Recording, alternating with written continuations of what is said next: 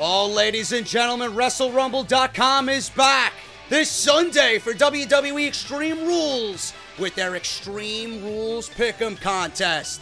Single entry is only $10. A triple entry is only $20. Now, I didn't receive any chair shots over the head by Terry Funk, bro, but I know which one of those is the better deal. The Extreme Rules Pick'em contest is a point system where the winner will be the contestant with the most points. Contestants can earn points by correctly picking the winners of the Extreme Rules matches and other questions asked for the pay-per-view this Sunday. Winners will be announced by the end of SmackDown Live 2 days after Extreme Rules, and the winners will receive their prize money on June 6th. Now listen to this.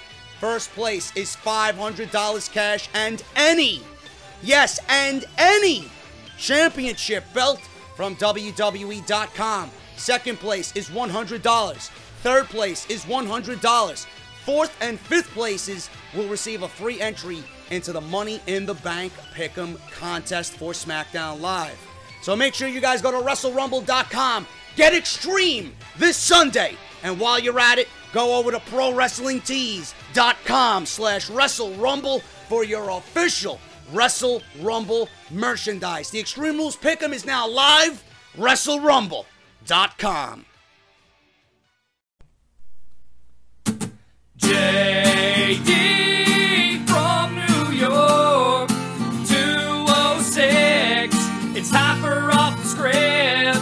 Big Show and Ryback, Strowman and Roman. Get off my fucking TV and save me the misery. And all you fucking goons, just grab a cold beer.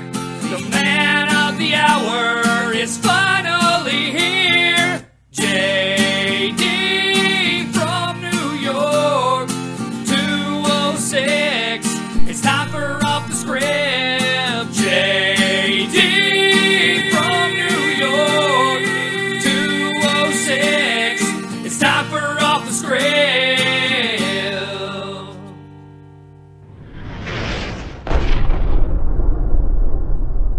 You know, I'm sitting here and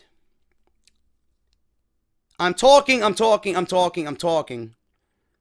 look at the fucking time. It's 20 minutes in. And I go to cut the recording and work on it and then go to the next part. I realized that I was recording for 20 minutes and it wasn't actually recording. I had it in preview mode. So for the last 20 minutes, I spoke to nobody and nothing. And here I am. And here we are, off the script. No intro today, because my voice is still shot. My voice is still shot from House of Glory on Saturday night, and then Monday Night Raw, because it was downright fucking pathetically god-awful and atrocious. You see what happens when I talk about Monday Night Raw? My voice gets raised an octave or 3. Fucking hate it. I think I'm going to reach out to everybody I know. Everybody in the community. What can we do to fix Monday Night Raw? I think that's my next project. I'm going to hit up Solomonster. I'm going to hit up LeBar. I'm going to hit up Kevin Scampoli. Yeah, right. Yeah, right. Fuck out of here. Cronin, I'll hit up. A few others. I don't know. Kushney. Dank. I don't know. Whoever wants to participate, we'll make it a big deal. I don't know. We'll see what happens. Anyway, this is Off the Script, episode 172, part number 1 for your Friday, June 2nd, 2017. I am, of course, JD from NY, the one and only, your host for Off the Script. I don't even know where I want to begin, man. There's a few things I want to go over before we actually get into the heart of the matter here, which is WWE Extreme Fools. Because that's what the Monday Night Raw creative team are, a bunch of fools. This pay-per-view is fucking garbage. I don't believe I gotta do a preview and predictions. A preview and predictions for what? For what? What are we previewing? Trash! That's what we're previewing. Who the fuck wants to see this pay-per-view after Monday night? Not me. I have to, if I want to get paid. But, before we get into that, man, I hope you guys had a good Memorial Day weekend. I didn't. I didn't at all. My car broke down on Saturday night, so I didn't have a car on Sunday or Monday. And most of all day Tuesday, because I was at the shop Tuesday. My alternator is dead on Saturday night. I'm driving home from House of Glory, and I got no lights, no headlights, no dashboard, nothing. I'm driving around in darkness. I got some guy fucking honking at me. Yeah, motherfucker, I see I have no lights. What the fuck you want me to do? You know? I was so hungry after House of Glory, all I wanted was fucking Wendy's nuggets. And a nice big thing of fries. That's all I wanted. You know? I wanted Taco Bell, but there was no Taco Bell in the vicinity. Wendy's was close, but I felt if I went to Wendy's in the condition that my car was in, I would have never made it. I was afraid. But we got home, me and my car, got home, and it died. Died right there. I thought it was a battery. Ended up being the alternator. I left it there for 2 hours. I went back and started it up. I'm like, oh, motherfucker, it started up. Now, this was a normal thing, you know. Alternator, fuses out, shorts out, powers the battery. We're good to go. Good in business. I woke up the next morning, and it didn't start. Call my dad up. Hey, I need a boost. Comes over. He boosts me up. Boosted the car. And the car dies. As soon as he takes the fucking, the clamps off the battery, boom, dead. Does it 2, 3, 4 times, dead. Right? So I'm like, okay, I got no car all weekend. So I stayed at my parents' house, and that was a disaster. That was a true disaster because of just what's going on with the family. I go there to get away, and I end up being more upset. So it was a miserable fucking weekend. But I had no car. I got my car fixed on Tuesday. I called a tow. It towed me to my grandpa's mechanic. We got it done. Alternator changed with an oil change and a wheel rotation and a wheel alignment, all for $400. It was good. Boom, done. Got it out of the way. I can't wait to get rid of this fucking money pit because this car is nothing but a fucking disaster. I can't wait to sell it to some poor schmuck who wants this piece of shit so I can buy a new one. That's what I want. So that was my Memorial Day weekend. I worked my ass off all week. Raw, SmackDown Live, NXT, Lucha Underground. Off the script last weekend. Did phenomenal. But Raw, SmackDown, NXT, Lucha Underground, all live on the channel right now. Yes, there is a Lucha Underground review in there too. As we go over all night long with Johnny Mundo and The Mac. So make sure you guys go and check that out. I do want to speak on a personal issue here. I really don't want to get all emotional with anybody. I've done that enough here, and you guys don't really care for it. But this is my show, and I can talk about whatever the fuck I want. All I will say is this, man. The one thing that's been bothering me all week, all through Memorial Day weekend, up until this weekend, is the time that has gone by that we ultimately can't get back. I have been thinking about it a lot, and when I was in the moment a couple of years ago, wasn't thinking about it. Now that I've been home with my thoughts, I'm thinking about it. The time wasted then, I can't get back, and I fucking regret it. The time that's being wasted now really saddens me. There's a lot of time being wasted now, man. And there's a lot of time being wasted because of anger. I don't want anybody to be angry, man. We all made mistakes in life. We all fuck up along the way. Nobody's perfect.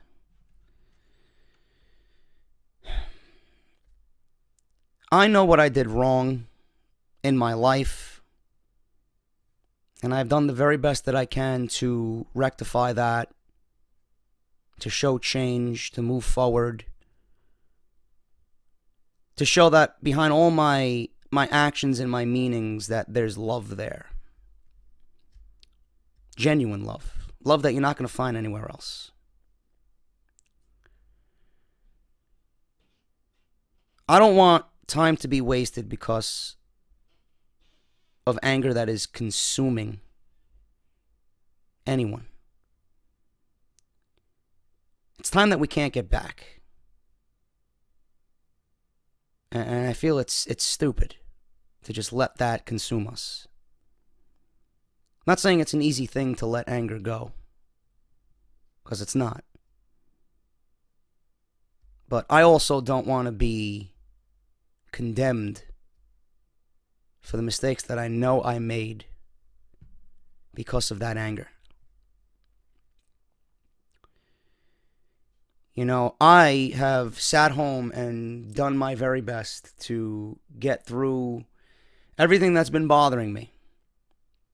I took a week off from YouTube. I took a week off from Twitter. I came back valiant and strong and gave you guys some of the best fucking off-the-script videos and a Monday Night Raw review that you all love, man. And the support has been unbelievable. Almost 2,000 likes on everything this week. But I don't want to continually be condemned for the mistakes that I made when there's progress being shown. It's not fair to me. I don't deserve to be treated like garbage just because of that anger. I told my friend yesterday that I feel alone. I feel abandoned. I feel disregarded. I feel unimportant. And I feel downright invisible. You know, there's a song by Halloween. I don't know if you guys know the band Halloween. It's called Invisible Man. I feel like that's been my theme song for the last week. I feel like I'm fucking invisible. I also feel like Kevin Bacon in Hollow Man. Though I wish I could use my invisibility for the greater good. He just used it in an evil way. I don't want to feel invisible or any of those feelings, man. I really don't. I know I'm a good person. I know how hard I've worked to get through this. I just don't want to be continually thrown to the wayside with all my mistakes just thrown at me in that condemning way, man. It's not fair. It's not fair. And I know half of you guys don't even know what I'm talking about, but that's just the way I feel. If you are angry at somebody, or if you are the brunt of someone's anger, please don't let it consume you. Please don't let it consume you to the point where days, weeks, months go by, and you look back at that time that you wasted being angry and you can't get it back.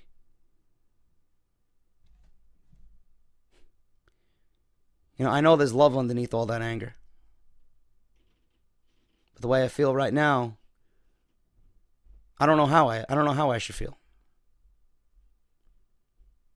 Makes me feel like all those things that I just described because of that anger. But I know that's not the way I should feel. Don't let the anger consume you to a point where it's just taking over everything and all your emotions, and that's all you see. It's not right. It's not right for you, and it's not right for the person that it's being aimed towards. Because all I want in this life right now, you know, I want a lot of things. I want 100,000 subs. I want that YouTube silver play button. I want to grow my brand. I want to fucking hopefully get hired by a wrestling promotion. I want a nice place, a nice life. I eventually want to get married and have kids. But I'd say the one thing right now that I want most in life is an opportunity to show off all the hard work that I've put in the last couple of months, and an opportunity to show that I'm eternally sorry for everything, that mistakes won't be made again, and that if I'm given another opportunity, that it will be the last. That it would be something that I would not turn my back on. But how could I even begin to have an opportunity to show that changes have been made if I'm constantly condemned for And if you heard that, that's Verizon. Tell them to go fuck themselves. My backup battery's fucking up for the internet and cable. But how can I show that change is being made or change has been made, and how can I live up to my words if I'm constantly being condemned for the things that I did? It's not right, man. Especially when I know and I go to sleep every night, wake up every morning with the visions of things that I did wrong. Don't let the anger consume you, man, please. Something that's really been bothering me all weekend. Time wasted that you can't get back because anger has been just taking over. Don't be angry. Don't be angry. Let it go. Or at least try your best to let it go. Because in the end, you're not only hurting yourself, but the pain that you're inflicting on your loved ones is pain that you can't see. It's pain that you can't see. It's pain that you know that's there. It's pain that you know that's there, but the anger is blinding you to it. It's making you not care. Don't let it consume you, man. You know, my friend Kenny just had a second child. I known him since freshman year of high school. Went to his wedding. He's been married for several years now. Just had another kid. I look at that, and I wish him nothing but the happiness in this world. I look at that and I realize that the time wasted is gone. We can't revert back time.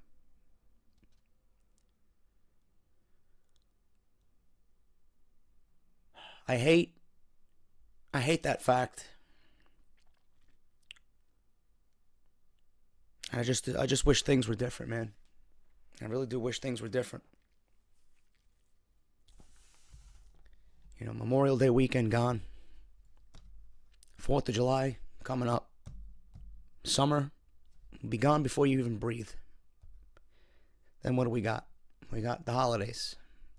We got Thanksgiving and Christmas.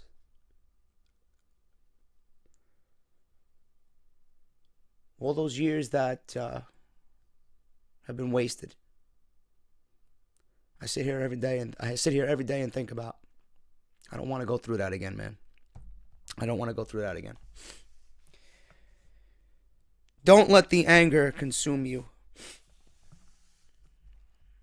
Please realize that it's not only damaging you and making you a person that I don't even recognize anymore. Or know. Realize that it's damaging you and everybody else. And that it's not worth it. Just try your best to let it go. That's all I can say. And that's my message here on this podcast. I don't want to be angry. I don't want anybody else to be angry. I just want you to let it go. All that fucking anger, man, you know, it blinds you and it conceals you from what really is there. The pain that has been inflicted on others, you don't see it. You don't see it. You don't see the tears. You don't see the heartbreak. You don't see the cry for an opportunity. You don't see how that person reacts. You don't see what that person is going through emotionally. All you see is anger. All you see is what is bothering you. You don't see what's happening to others because of it. That's how I feel this week, man. Go out and listen to that song, man. Halloween by Invisible Man by Halloween. It's a great fucking song. It really sums up how I'm feeling this week. But I just wanted to get that out there, man. I know you guys don't really give a fuck about that. You're here for wrestling. It's my fucking show. You don't like it, suck my fucking dick. I really don't care. It is what it is, man. And That's all I got to say on that. Moving on. IRW Network is now live. They are live. They are ready to go. We are a premium channel on the IRW Network. My first podcast exclusively for Eric Bischoff's IRW Network is now live. The 1992 Royal Rumble review, a retrospective going back to the 1991 Survivor Series. We got Tuesday in Texas, and we got the 1992 Royal Rumble and all the news and rumors that circulated all around all those three big events, man. That is now live. You guys can subscribe to my channel on the IRW Network for $2.99, and it is completely worth your money, man. 2 hours of audio bliss for Off the Script. You guys are going to love it. I included fucking clips from all those events. I included promos. I included fucking shit from Mean Gene, from Bobby the Brain, fucking Lord Alfred Hayes. I really went above and beyond for you guys, man. And I really want you to go check it out. Sign up. It's $3. If you're not impressed with that podcast, cancel. Cancel it. But I know you guys will sign on because after you listen to that, you'll be like, fuck. We got WrestleMania 8 coming up. Can't wait to hear JD talk about that. So go and sign up for that, man. IRWnetwork.com. Sign up. You're going to see the marketplace. You're going to see JD from NY. You're going to see Off the Script. Subscribe for $2.99. And then you have access to anything and everything that I do on demand whenever you want. Go and do that, man. Greatly appreciate it. WrestleRumble.com with Extreme Rules Pick'em is now live. If you guys heard the introduction in the beginning, Matt from Wrestle Rumble has Extreme Rules coming up. We got Money in the Bank coming up. They'll be doing big things going into SummerSlam. Go and support Wrestle Rumble, man. They're supporting the podcast this weekend. As always, they support the podcast every week, but they are an official sponsor to Off the Script this weekend. WrestleRumble.com for the Extreme Rules Pick'em. First prize, $500 cash, and any championship belt from WWEshop.com. Go and check that out. WrestleRumble.com with the Extreme Rules Pick'em. You got one entry for $10, 3 entries for $20, and you got up until 7:59 p.m. the night of Extreme Rules to get your answers in. Winner with the most points is the winner. So go check that out, man. WrestleRumble.com. If you guys want t-shirts from Wrestle Rumble, they do have an online store from Pro Wrestling Tees. ProWrestlingTees.com/WrestleRumble. So make sure you guys go and check that out. If you're a big Wrestle Rumble fan, you want to rep merchandise, they got an online store on Pro Wrestling Tees. Monday Night Raw, SmackDown Live, NXT, and Lucha Underground review are now live on the channel. Make sure you guys go and check that out. They will be in the annotation that you see on the screen right in front of you. If you guys missed that Lucha Underground show, you got The Mac versus Johnny Mundo all night long for the Lucha Underground Championship. I review that. It was the only match on the show. It went 52 minutes. Fucking awesome. Best match of the week. NXT review is live. We talk about NXT. It's kind of like a mini Off the Script. We talk about the need for a mid-card title in NXT. So, nice discussion there. SmackDown Live. It was just another ordinary edition of SmackDown Live. And Monday Night Raw, you guys know, this is your life. Yeah, every time I watch Monday Night Raw, my life is one that is comatose. So that was Monday Night Raw. If you guys want to hear an epic rant on Raw, that's the video for you. Did almost 2,400 likes. Thank you to you fucking beasts. You guys are fucking awesome. So that is all live on the channel. Link will be in the annotation that you see on the screen. Right in front of you, man. Right in front of you. I want to do a Patreon roll call. We got June. We got already 2 for June. We got Frank Napolitano. And we got Alex James. So thank you to you guys for pledging in June of 2017. I want to go over you the entire week of the last week of May. If we can go back a few here. There's been a lot. A lot of you guys deleted. I don't know what for or what's going on. Maybe people are going through hard times, but it is what it is, man. Hopefully we'll see you back. We got here Frank Chan. We got Justin Argiro. We got JG from the Outsiders podcast. We got John Hawk Hiroshima. He pledged $3.16. We got Brian James. We got Matthew Wishant. We got, what else we got here? Kiyomi216. We got James Egan. We got Samuel Herrera. What's up, brother? We got Jorge Soto. We got John Stryker. What's up, brother? We got Josh Seltzer. Pledging $1. What's up, man? Jacob Ridgely. He pledged $2. Mark Vasquez. $1. We got Julio M. And that was it for the week. That was it for the week, man.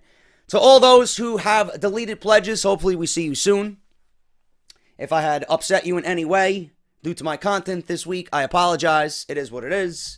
But hopefully we'll see you soon. And thank you to everybody that has pledged for Patreon in the month of May or the last week of May. And thank you to those who have already pledged in June. I greatly appreciate it. If you guys want to pledge to the Patreon, patreon.com/JD206 is the way to do that.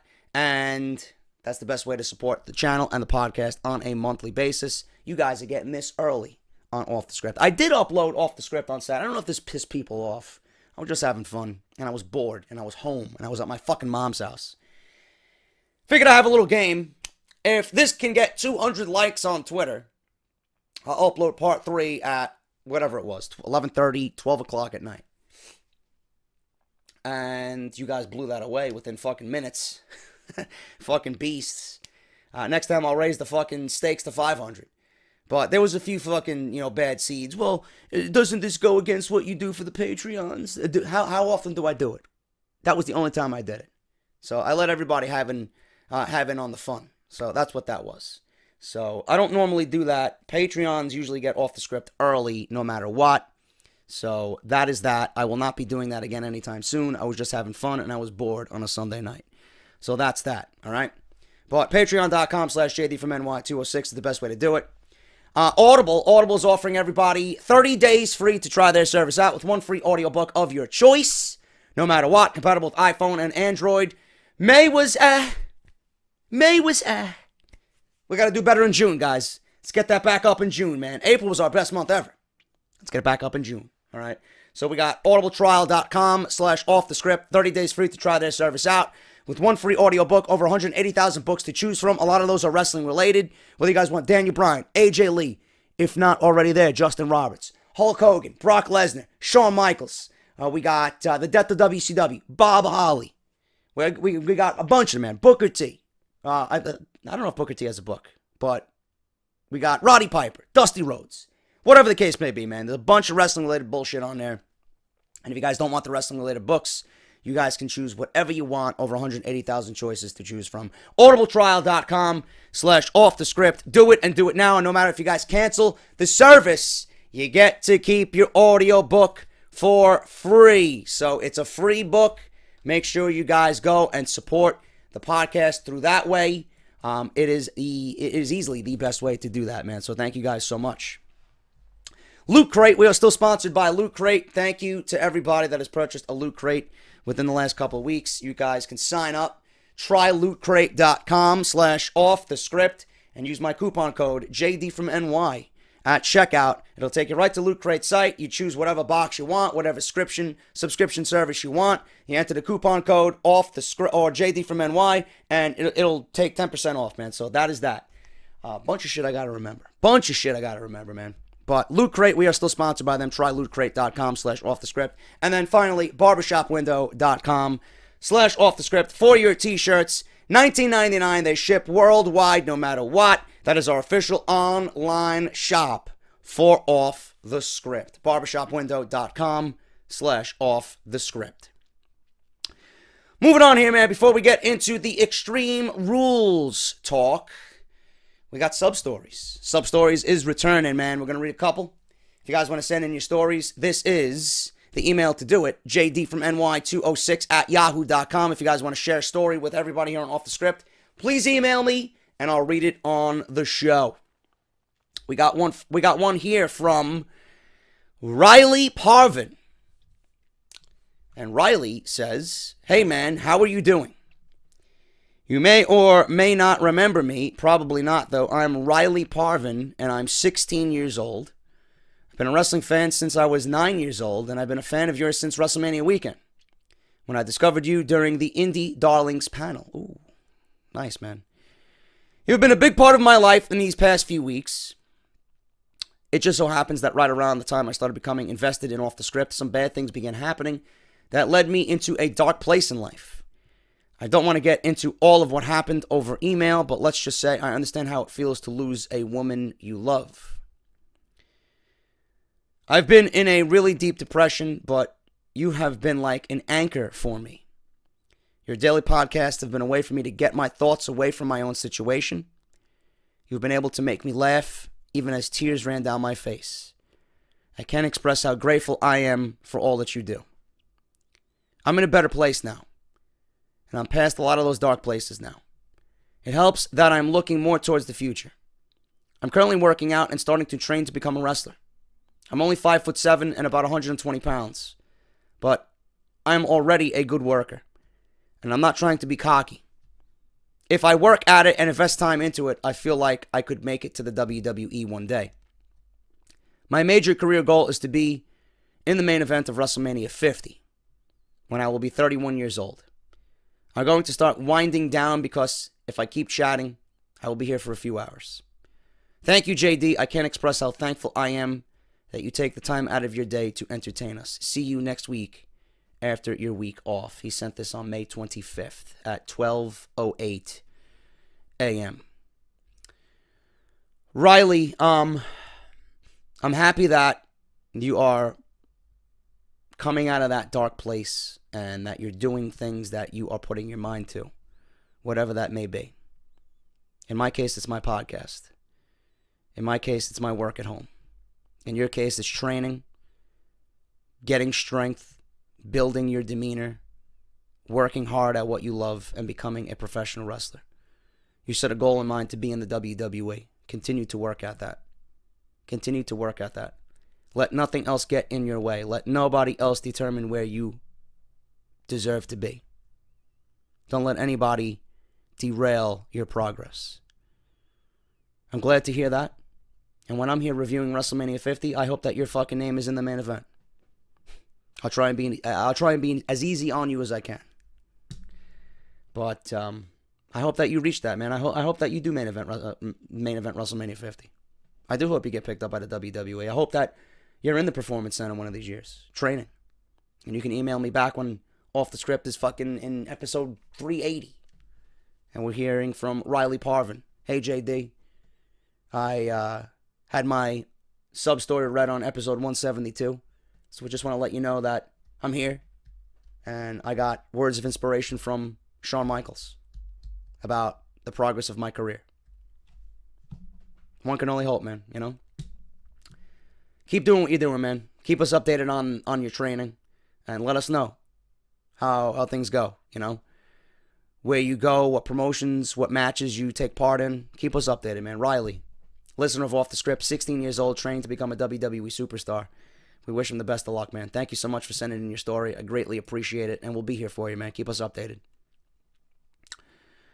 Moving on here, man. We got I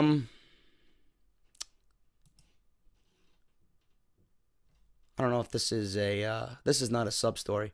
A lot of people sent in just like prayers for when I took my week off. Just want to know if everything was okay. We got one here from Caleb. This is from Caleb, May 20th, 9:49 p.m.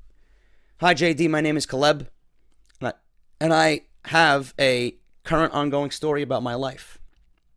I'm 14 years old, and I had a girlfriend, and everything was good until she started ignoring me, and there were days she wouldn't even text me, which was shitty.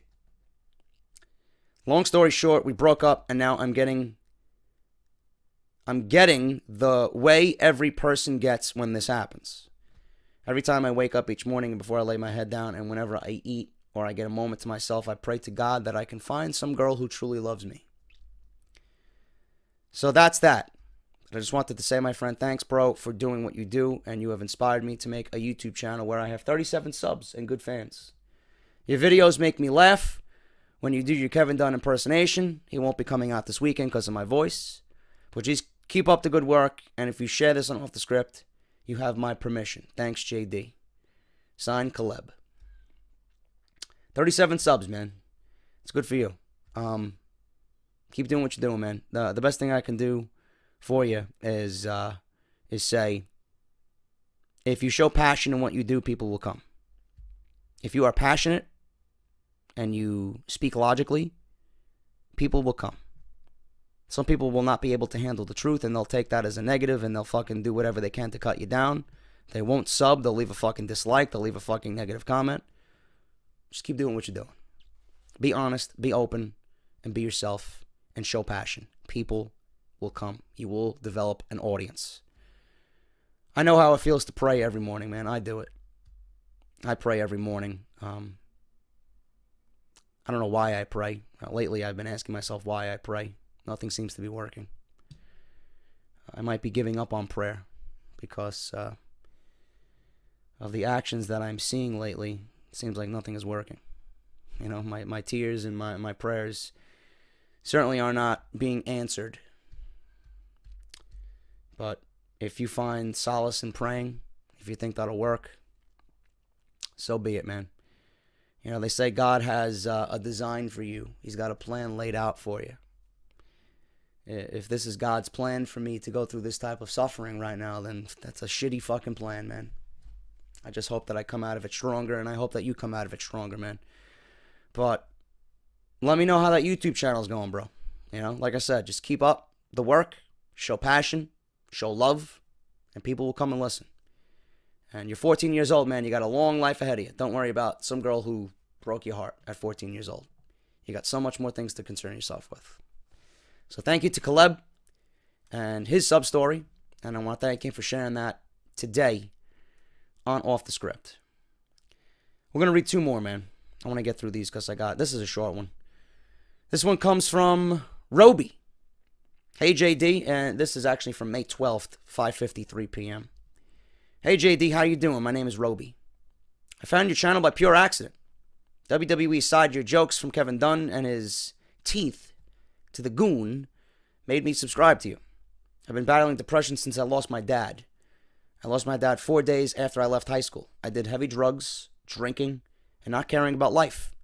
My mom took notice and sent me to live with my grandfather, and that's when I found you. I was up late, pissed as shit, looking for wrestling news and found Off the Script. You and your humor put me in a good mood right away. I found peace with life, and now I'm working and in school to work with music and media production. Thanks, JD, for all that you do, and don't stop. You are too talented to stop. With love and respect, Roby Bird. Good luck with that music and media production, man. That sounds like a fucking awesome thing. I mean, that sounds like a fun thing to just take your mind off a lot of things. I wish you luck with that. I'm glad you found me. It's always nice to know that people found me by accident. Looking for WWE news. It means that at least somewhat YouTube's algorithm and search boxes were working. But Roby, thank you so much for sending in your story, man. I will continue to do you proud, and hopefully you continue listening and become a part of the Off the Script family, man. Thank you so much. We're going to read one from the Disco Queen. And this will be the last one we read today. This is from the Disco Queen. This was sent on May 20th at 2:27 p.m. Hi, JD. I listened to your latest Off the Script this morning, and as always, I hear you giving such good advice to your listeners. I thought I might attempt to do the same thing for you also. I don't mind if you read this out on the air or not, but in any case, I hope that what I have to say might be of some encouragement to you primarily, as I know you are going through a very rough time right now, and will have some tough decisions to make. I love your show, and I look forward to every episode. Early last year, I was diagnosed with depression, and your show always made me smile, and it was a great help to me, particularly at the beginning when I felt much worse. I am almost completely over now. I am 57 years old, who is both transgendered and asexual, so life has not always been easy for me. I lost the only real love of my life here after 7 years. She just cut me off without any explanation. Although I do have an idea why. I have no family at all now. My father passed away in 2000. My mom passed away in 2004 after 18 months with cancer. I am from the UK, but as I had no family at all, after losing both of them, I decided to move to Spain and make a fresh start. I'm very happy here, although I have poor health. I have epilepsy, and I have had incurable pain in my head since 1992. Nevertheless, I was never regretted, or I never have regretted moving here and making a fresh start. I understand that your family will eventually be moving to Atlanta at some point in the future. I realize it's a difficult decision. But I urge you to follow them so that you can all continue to be together. I know you have friends who are very important to you as well, but your family will always be the most important thing. One day, some of them will be gone, and believe me, it will hurt like you can't imagine. If you aren't there with them, so please go and make a fresh start like I did. Keep entertaining us on Off the Script, and I wish you every success in anything that you may do in the future. Thanks again for all your entertainment that you continue to provide for us, even when you are not having such a good day. I understand how it can be sometimes. God bless. Stefan from Spain.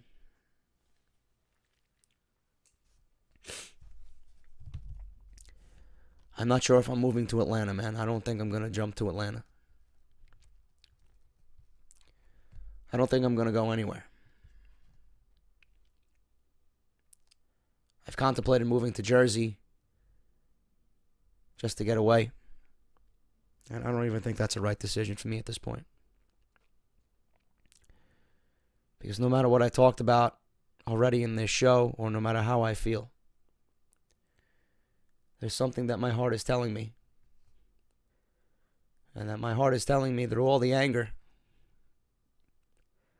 Through all the anger that I know that is there.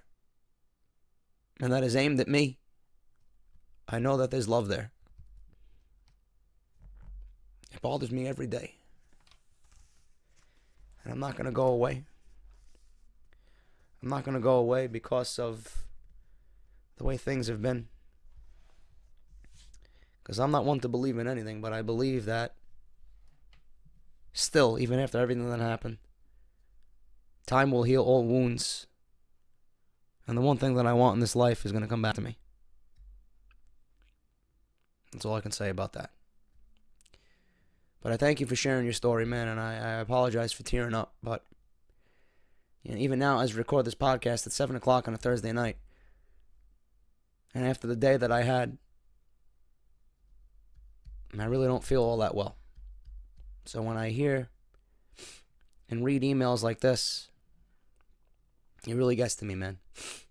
It really does get to me. And I want to thank everybody for sending in your sub stories. If you want to continue to send them in, please do so at JD from NY206. We'll be back with some Extreme Rules, or Extreme Fools. And we're going to preview and predict what's going to happen at the pay-per-view with some news and rumors behind it. I'm going to make it good for you guys, man. Thank you for the first half of Off the Script. I'm going to eat some dinner. I'll be right back. But while I'm eating dinner, you're going to hear from fucking the broken one, the General, Matt Hardy, as always, right here on Off the Script before we get into the preview and predictions for Extreme Rules 2017. Ladies and gentlemen, I am Broken Matt Hardy. This is JD from New York. Actually, delete to JD from New York. I am Cletus Vessel. Make sure to check out his wonderful show, Off the Script. It's absolutely delightful. So, I'm looking up and down this card for Extreme Rules, and there's not one fucking thing on this show that I genuinely care about. I am going to mix in some news and rumors. I am going to mix in my preview and predictions of each feud and give you my prediction on who's going to win. But this may end up being one of the worst built pay-per-views that WWE's ever put on. Now, you could easily tell that by the way the ratings came in this week. The ratings just get lower and lower. Raw was lower than it was last week. I wonder why. I wonder why, Vince. How many people did you turn away with that fucking This Is Your Life segment? 2.613 million viewers. That was down from the previous week. 2.615. It's not a lot, but it's lower than it was last week. Don't give a fuck what holiday it was, what people were doing on Memorial Day. I don't care what they barbecued. I don't care what they were drinking. I don't care where they were. I don't care. All I know is you're not going to be using that as a excuse. Because if the show was good, people would watch. Simple as that. Most of you have to go to work the next day. You're not up and barbecuing and drinking and partying on a work night when you got to go to work the next day. If Raw was even remotely entertaining, you would watch. I know I would. I know if my favorite show's on and I can't wait to see what happens the next week, I'm going to go out of my way and watch it. Don't care where I am or what I'm doing. That's just the way I operate. But Raw is garbage. Raw is trash. So I wanted to get that out of the way just to show you numerically where Raw stands. But as far as the build for this championship or this championship opportunity goes, who cares? Who cares about Extreme Rules? It's built around this fatal 5-way match. Got Bray Wyatt, who is absolutely fucking dead to rights, a waste of time. You got Finn Balor, who WWE's building up, right? And proclaiming him to be the next in line to Brock Lesnar because he never lost the title. Paul Heyman came out and said, you know, I'm the most intrigued with a Demon versus Beast matchup. Got Seth Rollins, who's been probably the best in-ring performer from Monday Night Raw since WrestleMania. You got Roman Reigns, who is, Roman Reigns. And then you got Samoa Joe. The Samoan submission machine. The fucking destroyer. Is he going to go one-on-one with Brock Lesnar? Eventually. I hope so. That's a match that is worth a lot of money to WWE. In fact, if you watch Table for Three, that was the match that Jim Cornette pitched in front of Eric Bischoff and Michael P.S. Hayes. There's one match you could book at WrestleMania 34 next year. What would it be? Lesnar versus Joe in a submission match. Cornette's got the right idea. He's got the right idea. Now, according to Dave Meltzer, the winner of this Fatal 5-Way apparently is going to be a one and done. Meaning the winner of this Fatal 5-Way will challenge Brock Lesnar and get to Great Balls of Fire, and that's it. Over. Then we will see the SummerSlam build and direction for WWE towards SummerSlam from that pay-per-view. So what does that mean? If it's one and done, are you going to waste it on Reigns? No. You're going to waste it on a Balor? No. You're going to waste it on a Joe? No. You're going to waste it on a Rollins? I don't think so. Could this mean that the Eater of Pins, Bray Wyatt, gets the victory? Let's find out. According to Dave Meltzer in the Wrestling Observer newsletter, the WWE will only have the winner of the Extreme Rules Fatal 5-Way work a short 1-month feud with Brock Lesnar and then end the angle after Lesnar beats them at Great Balls of Fire. There will be no rematch. That makes it sound like Finn Balor won't be the man to win the match, as WWE wants to push him back to the top once again. Losing to Brock will only stall that push. The biggest rumor right now is that Bray Wyatt will win at Extreme Rules. Brock Lesnar is scheduled for 3 Monday Night Raw shows leading into Great Balls of Fire, and one of them is advertising Brock Lesnar versus Bray Wyatt for the WWE Universal Championship. That match will almost surely be a dark match since Brock Lesnar has not wrestled on free television since he returned in 2012. There is also a possibility that Samoa Joe will win, and the Bray Wyatt match is just a way to give Brock Lesnar 2 defenses. One in front of the live crowd, and the second at Great Balls of Fire in July. Now, the biggest rumors concerning the WWE this summer involves huge feuds, and the company will promote to try to raise their lagging ratings once again. This past Monday's Raw, as we just went over, drew a 2.6 million viewer rating, making it the lowest watched episode of Raw in 2017. The bad news is that there was no NBA game to compete with, meaning people just did not tune in. Two of the rumored big summer feuds will be Brock Lesnar versus Braun Strowman for the Universal Championship and Seth Rollins versus Roman Reigns in a huge feud between two former Shield members. Some experts have speculated that the Reigns-Rollins feud will result in reuniting the Shield before WrestleMania 34. Oh, I wonder who came up with that idea. I did. And who do they go up against? The Balor Club.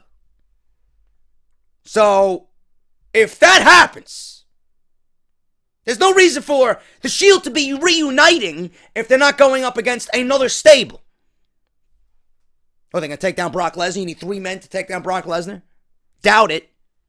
There's going to be another fucking staple involved here that needs to be plucked. It's going to be Balor. Because Balor right now is boring me to fucking tears. I think a heel turn would change that around almost immediately. So if Reigns and Rollins and a feud between them this summer results in reuniting the Shield before WrestleMania 34, there's no doubt in my mind that Balor, Gallows, and Anderson will be back together. Easily. There's no other WrestleMania match as far as a entity versus entity goes, group versus group, stable versus stable goes, that is more WrestleMania worthy than that. Right there. For the sagging ratings, John Cena is coming back to SmackDown Live in July. Brock Lesnar will be back on Monday Night Raw starting in June. According to sources that I made reference to last week, WWE thinks their sagging ratings are due to the fact that Cena is not on SmackDown and Lesnar is not on Raw. No, they don't blame anybody else but Lesnar and Cena and the absence of both of these guys. Meanwhile, when you got shit on our television like This Is Your Life with fucking Bayley and Alexa Bliss, you've seen in Alexa Bliss's face that she wanted nothing more than to be the fuck off that television. To be out of that ring. I mean, Bayley is supposed to be a babyface. In my honest opinion, Bayley is a fucking heel. Because every time I see Bayley, I fucking hate her more and more. Is she a babyface or is she a heel? You continue down this path, nobody's gonna want to fucking see her. That's why your ratings are in the fucking tank. Because your creative writing sucks fucking cock. Don't blame it on the absence of nobody. What are you going to do when Lesnar retires? What are you going to do when Cena retires? You're going to blame it on, oh, Cena and Lesnar are retired. Look yourself in the fucking mirror. And you're treading a very thin line now overexposing Nakamura. No, but everything WWE does, oh, it's something else. Blame it on something else. Oh, the NBA. Oh, tennis. Oh, the Stanley Cup. Oh, MLB. Oh, Memorial Day. Oh, 4th of July. I hope 4th of July doesn't fall on a fucking Monday this year. Not after what we've seen last year. Give me a fucking break. Brock Lesnar, scheduled for June 12th. Episode of Monday Night Raw in Lafayette, Louisiana. That's a great fucking place for Brock Lesnar to show back up. Lafayette, Louisiana. Sure, they'll be thrilled to see him.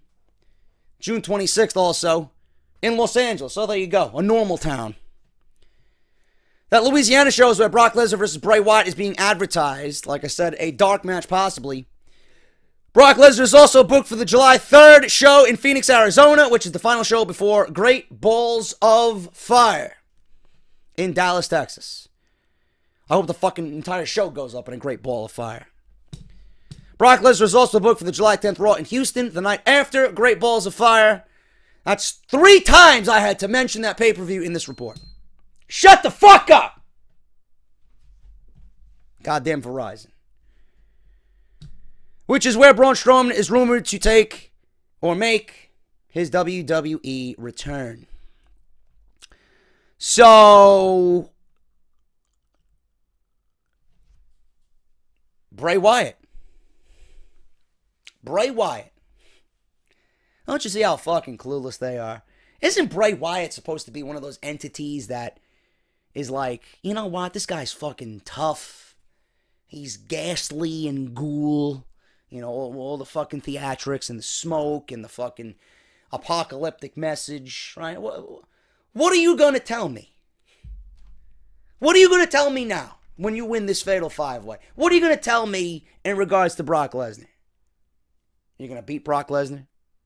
You're going to tell Brock Lesnar to run? You're going to tell Brock Lesnar to run? Yeah, he's going to run. He's going to run directly at you and swallow you whole. He's going to be plucking some of those fucking braids out of his mouth. This is a complete fucking waste. A short 1-month feud. This is the best WWE has come up with because Braun Strowman went on the shelf with an injury.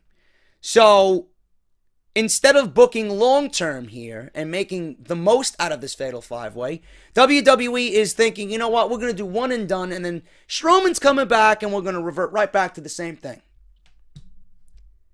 If Strowman doesn't win the title from Brock Lesnar, what is the point?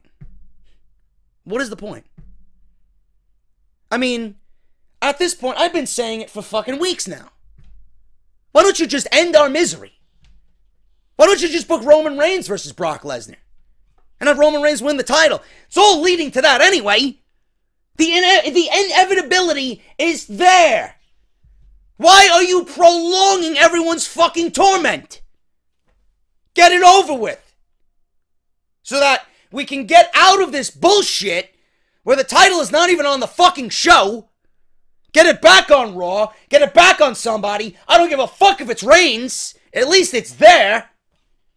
Then have Strowman take it from Reigns. Why does Lesnar need to hold the title captive? Why, so he can bury Bray Wyatt along the way? So that he can bury Finn Balor along the way? So that he can bury Braun Strowman along the way? This is more damaging than anything at this point. They don't have a fucking clue what they want to do. Not a goddamn fucking clue about what they want to do with Brock Lesnar. Those are the backstage plans for Great Balls of Fire. So who do I think wins? Who do I think wins the match? Well, I want to say Roman Reigns, but I don't think if it's a one and done that they're going to go with Roman. I want to say Seth, because my vision, I'm not even including Braun Strowman in the title picture. What makes him deserve a title match? Because he comes back from injury. Balor didn't get a title shot when he came back. He's got to work your way back up. Are you going to come back from injury? Hi guys, I'm here. I'm back. The catering, what happened? I asked for fucking, I asked for Italian sausage. What the fuck's going on here? You know?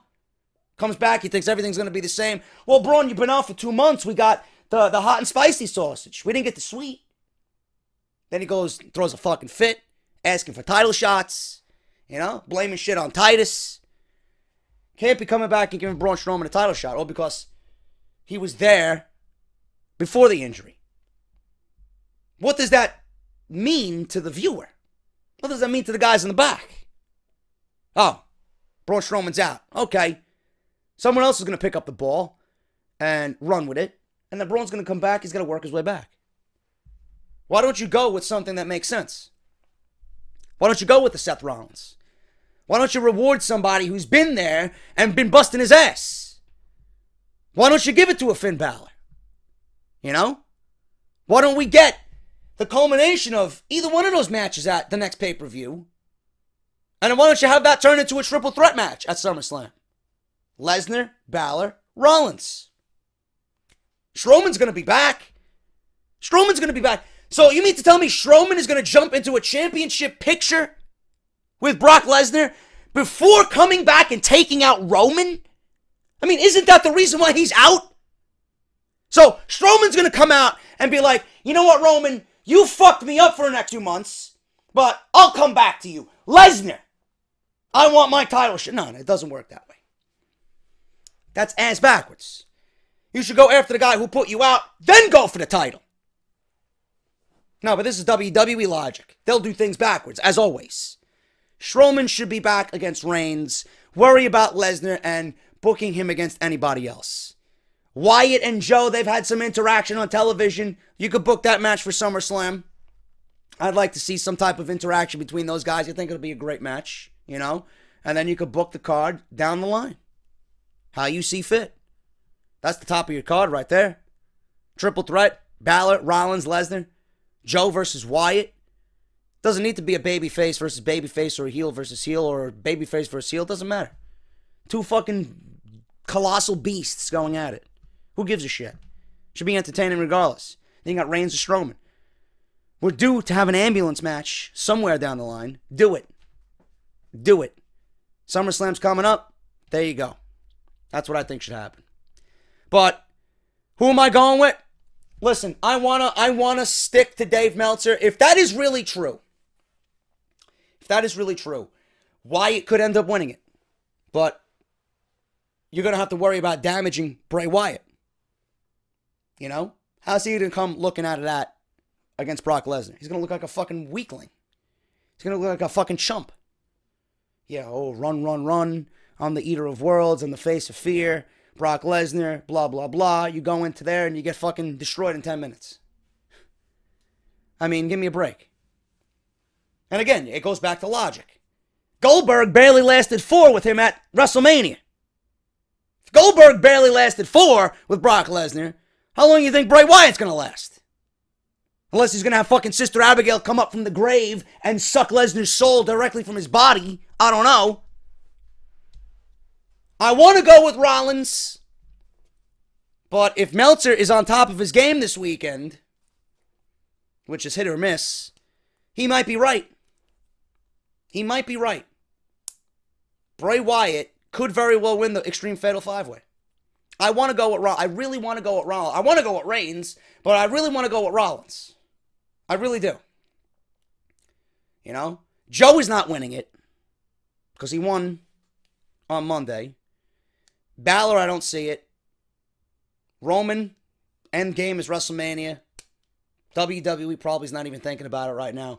It could be either Rollins or Wyatt. I'm going to go, you know what? I'm going to say, you know what? I'm going with Bray Wyatt just because Dave Meltzer makes the most sense here. If their endgame is really Strowman and Lesnar at SummerSlam, none of those other guys make any sense because I see money in a Samoa Joe feud, I see money in a Balor feud, I see money in a Rollins feud, and obviously Roman Reigns. So if it is a one and done, Bray Wyatt is probably your man. We'll see what happens. I don't know. I just think everything right now is just so up in the air that it could go any way. And normally, if that's the case, it presents excitement.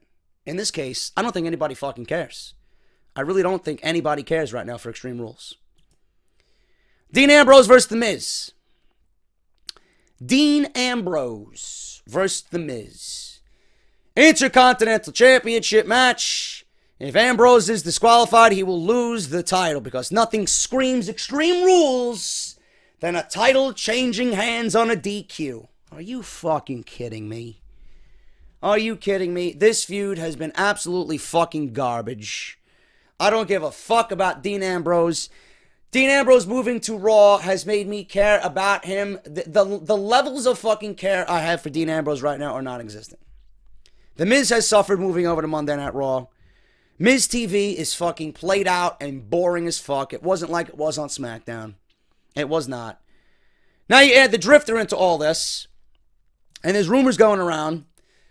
Possibly that hint at a change for the Intercontinental Championship. Dean Ambrose will defend his IC title against The Miz at Extreme Rules. The match will feature a stipulation that doesn't favor Dean. If he is disqualified in the match, he still loses his WWE Intercontinental Championship. Now, we might have gotten a hint on Monday Night Raw this past Monday because Elias Sampson was in the ring, strumming his guitar and singing a song. This is what he said. This was a lyric from the song. Last week I locked the lunatic away. An A-list favor I must repay. An eye for an eye, I've always got a plan. So, An A-list favor I must repay. So what does that mean? Does that mean Elias Sampson is going to come and repay The Miz with a fucking straight right hand and get him disqualified and have Dean Ambrose lose the Intercontinental Championship? Now, there's some speculation going around, according to WrestleZone, that this could be a hint that Sampson will be interfering in the match on Sunday. If he attacks The Miz during the match, Ambrose would still lose the title. This would be his way to repay The Miz for helping him defeat Ambrose. But we're going to have to wait and see what happens on Sunday night, if any of you are still awake by the time the match happens. If WWE decides to go with this route, this could lead to an Ambrose-Sampson feud over the next few weeks as Miz moves on to something else. I don't know what it's going to be, with the Intercontinental Championship. Take this with a grain of salt. It could mean something, then again, it could not. I'm going with The Miz. Ambrose is boring as fuck with the Intercontinental Championship. I do see Elias Sampson interfering. I do see a feud stemming from this with Sampson and Dean Ambrose. Miz, I have no idea who he moves on to with the Intercontinental Championship. But I say The Miz is going to be your, 7-time Intercontinental Champion. I'm going with The Miz. I'm going with a new champion being crowned. And that is that for Miz and Dean Ambrose.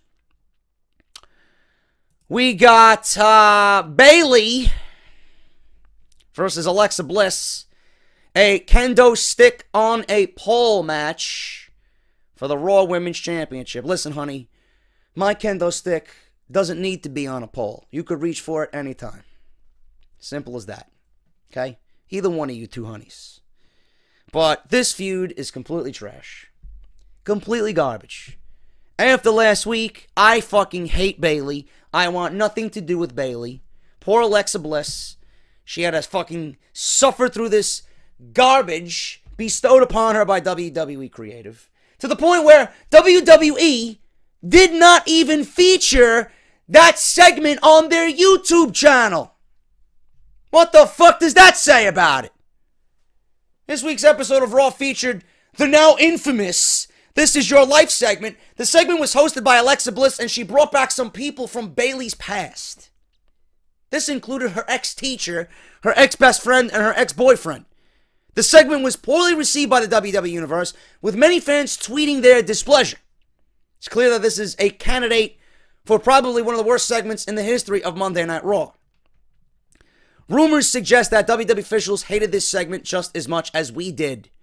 On WWE's official YouTube channel, they cut the entire promo from existence, leaving only the brawl between Alexa and Bayley, where Alexa nails Bayley with a kendo stick again. Hard to complain about that, and you really can't blame WWE. They put a fucking poll on Twitter, putting this against the Old Day segment from 2016. This Is Your Life won by a large margin. Holy shit. 68% went for Bayley. 32% went for the Old Day. Just erase both from my memory, please. And the funny thing is, at Payback, Alexa and Bayley had a great fucking match. It was probably Bayley's best match since she's been called up from NXT. Same thing with Alexa Bliss. Alexa Bliss won the title. She was the first woman to be crowned Raw and SmackDown Women's Champion. Then the following night on Raw, Bliss had a coronation for both accomplishments. Bayley took, that to heart. She attacked Alexa Bliss. She had all her peers there. Nia Jax, who apparently has gone missing with American Alpha, and Ty Dillinger. Emma, Alicia Fox, Sasha Banks, Mickie James, Dana Brooke. If you can even call her a part of the women's division. So then Alexa Bliss aligned with Nia Jax the following week. Haven't seen her. Nia Jax threw some shade at Monday Night Raw Creative. Oh, look at that. The women on SmackDown. All the women on SmackDown get to appear on the show. They use their entire division every week. Monday Night Raw does not. Where's Mickie James? Where's Emma? Emma's hurt, but I heard that she'll be back. We got Nia Jax missing. Bliss and Nia Jax formed a duo here. Where the fuck is she? Did Alexa Bliss refuse Nia's assistance? Did Nia just go missing? Did American Alpha kidnap her to some random island that they're located on right now. You know? I don't get what's going on. May 15th rolls around. Bayley confronts Bliss and invoked her championship rematch for Extreme Rules. This was instigated by a kendo stick being used. They then made the kendo stick on a pole stipulation. Following week, Bliss beat Mickie James. Bliss, again with a kendo stick from underneath the ring, started to attack Mickie James with it. Bayley came out for the save. Alexa Bliss retreated. And then obviously, This Is Your Life. Alexa Bliss embarrassed Bayley. Another thing I don't understand. It defies all logic. Bayley had to watch that entire segment and in no way came out to stop the bleeding. Teacher made fun of her. Her ex-best friend made fun of her. Her ex-boyfriend made fun of her. Bayley was making fun of her with the Care Bears and the trophy and the yearbook. And Bayley's just like, ha ha ha, in the back. I would have been out before my teacher even uttered a fucking word. Cut this shit out. Who the fuck are you?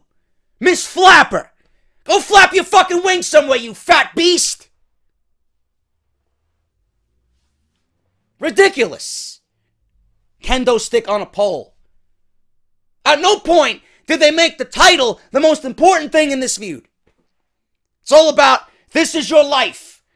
Bayley taking her dad everywhere she goes. On her first date, to the prom, to class. Bayley is nothing but a sniveling fucking pussy. I hate her now. She has no fucking balls.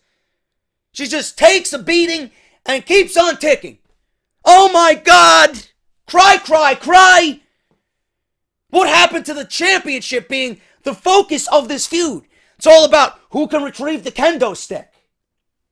Who's going to be the first to grab the kendo stick? I don't know. Who's going to be the woman to win the title? That's what you should be proclaiming. Who gives a fuck about a kendo stick? Ridiculous. Absolutely ridiculous. And just by what we've seen in the past couple of weeks, Bayley has been treated like fucking garbage. I don't think Alexa's walking out the champion. I'm going with Bayley. Bayley has been fucking suffering through these weeks. Ever since that payback match. She hasn't gotten anything over on Alexa. I'm going with Bayley. I'm going with a new women's champion. That's what I'm going with. I'd be shocked if Alexa walks out the champion. You know? They might have another rematch. Bayley will win there. And maybe we can actually get back to a big girl feud. You know? Have Sasha Banks turn heel and challenge Bayley for the title. And there you go for SummerSlam. Just relive what they did in Brooklyn a few years back. That's what I do. Alexa Bliss versus Bayley. Kendo stick on a pole. Fuck the kendo stick. Alexa Bliss is going to drop the title to Bayley. That is my prediction. The Hardys. The Hardys. Raw Tag Team Championship against Sheamus and Cesaro. At Payback, the Hardys retained. They've been winning a lot of their matches lately. Cesaro and Sheamus attacked the Hardys after that match. They turned heel. The next night on Raw, Cesaro and Sheamus explained their reasoning for attacking both Matt and Jeff, calling them a nostalgia act, and criticized the fans for living in the past instead of appreciating what Sheamus and Cesaro are now in the present. And they exclaimed that the Hardys stole their moment at WrestleMania 33. Monday Night Raw steals my moment every fucking Monday. They steal moments of sleep from me. So I understand where Sheamus and Cesaro are coming from. The Hardys have been appearing on Raw, and they've pretty much owned Cesaro and Sheamus. Sheamus and Cesaro won a number one contenders match, Tag Team Turmoil. That included Enzo and Cass, Heath Slater and Rhino, who apparently have gone missing as well. Gallows and Anderson, the Golden Truth, who are no longer together. After the final match of the Tag Team Turmoil, Sheamus and Cesaro continued to attack Golden Truth. The Hardys came out for the save. Cesaro and Sheamus retreated. Tag team match was scheduled for Extreme Rules. Jeff defeated Sheamus. By that, the Hardys get to choose a stipulation. They chose a steel cage match. And I'm sorry, I jumped ahead. On the May 22nd episode, Matt beat Sheamus. And from that conclusion, a stipulation was made. Thus, the steel cage match.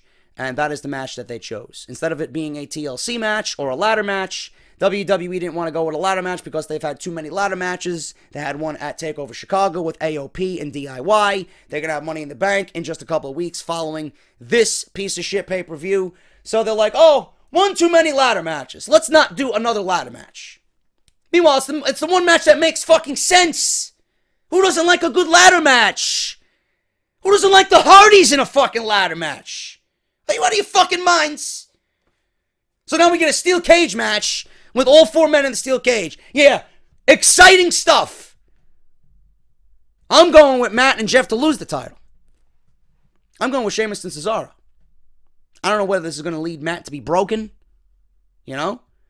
It's either one of two things. It's either the Hardys win here and retain the titles, and the Revival come back and take the titles from Matt and Jeff, or Matt and Jeff lose the titles here and become broken. Whether or not that's going to be accelerated due to the ongoing bullshit with Anthem and Ed Nordholm, I don't know. But it could be either Sheamus or Cesaro or the Revival to take the titles from the Hardy Boys.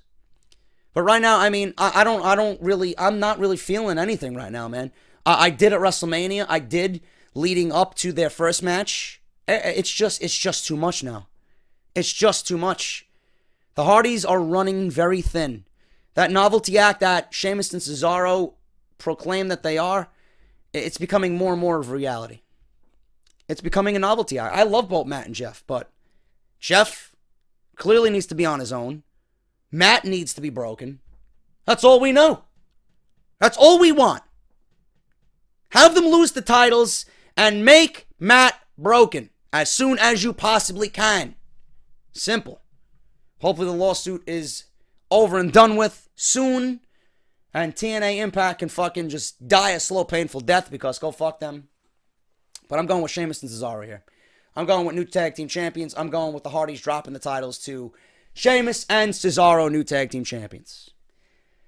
Neville and Austin Aries, Cruiserweight Championship. Again, something I really don't care for. If there was going to be a ladder match, it was either going to be the tag team match or this match. I lobbied for this to be a ladder match. I'm like, you know what? This would be a great deal. Neville and Aries in a ladder match, cruiserweights. I love to see it. You know, the reason why I said that was because Austin Aries and the knee that's been targeted, it would make a good story for Austin Aries to climb the ladder to success and take the title down. That's why I was calling for that. But as far as this feud goes, I mean, again, I just don't care. It's very difficult for me to care. At Payback, Austin Aries beat Neville by disqualification. Neville kept the title because he pulled the referee on top of both he and Aries and got disqualified, you know. So that was that. He kept the title. Following night on Raw, Perkins, TJP, was defeated by Aries. After the match, TJP turned heel and tried to re-injure his leg. TJP, the following week, defeated Jack Gallagher. After the match, TJP continued to attack Gallagher, just like he did Aries, but Aries this week made the save. 205 Live came. Neville said that TJP was deserving of a title shot for his attack on Aries, but TJP did not defeat Aries. So next week on Raw, it was announced that Aries would have another title opportunity against Neville at Extreme Rules. Neville and TJP then defeated Aries and Gallagher in a tag team match. And then on 205 Lives, Aries defeated TJP by submission, but I believe TJP, again, took out Aries and the knee. It was revealed that Aries and Neville's Cruiserweight Championship match at Extreme Rules would be a submission match. And then this past Monday, Aries and Gallagher faced Neville and TJP, where Aries made Neville submit. First time Neville has ever submitted in WWE. Aries said that he would make Neville submit again at Extreme Rules. He then was attacked by TJP from behind, and Neville applied the Rings of Saturn on Aries while TJP continued to attack Aries, and Aries passed out. I am going with Austin Aries because Neville won the first one. We got Neville winning or retaining the title the second one. How many more times can we see this continue and continue? You know?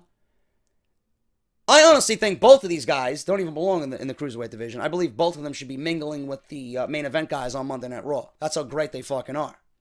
205 Live is a fucking waste. An absolute fucking waste.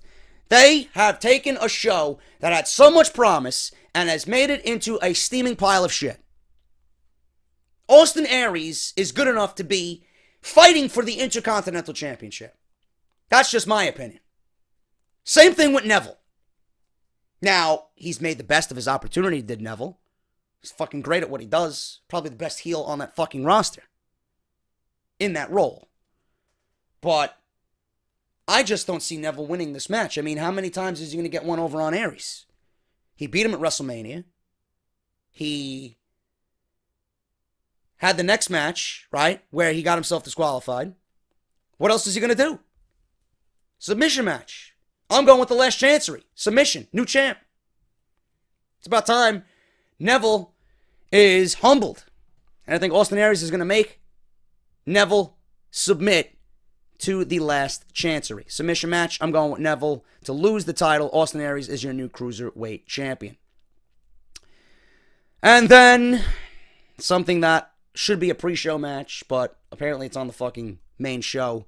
Rich Swann and Sasha Banks versus Noam Dar and Alicia Fox. I don't have much to say. I don't have much to say at all on this situation because, quite frankly, I don't care.